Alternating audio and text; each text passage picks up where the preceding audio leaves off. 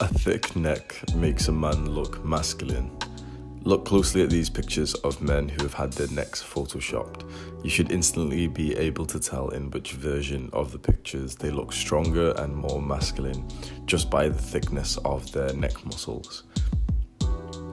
To me, someone with a thick neck looks like they literally have high testosterone, like they're manly, which it's a pretty good look in my opinion. So I've been working on growing my neck.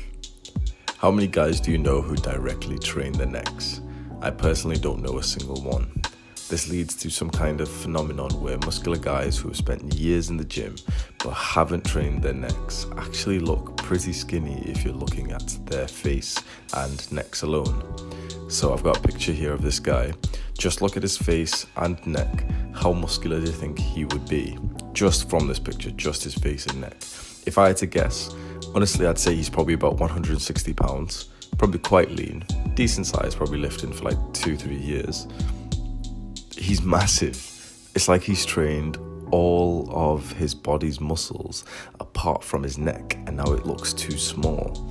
I feel that if he had a thicker, more muscular neck, he would look better and more proportionate. And now here we've got Mike Tyson. It was actually pretty hard to crop this picture of him because of how massive this guy was. Just from the picture of his face and neck, you can tell he's muscular. It's so obvious. Even though you can't even see his body, you know his body is going to be muscular just because you can see his neck in this picture.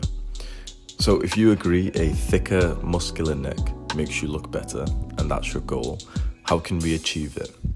Well, first we need to start training our necks.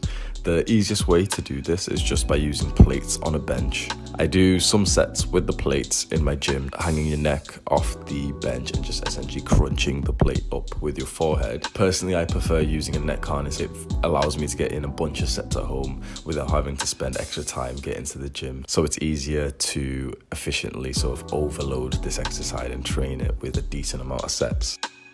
In terms of actual training, the whole point is progressive overload, making progress over time, slightly increasing the amount of reps or weights that you do. I've had periods of neck training consistently for months at a time, so it'd be a total weekly set volume of around 6 to 9.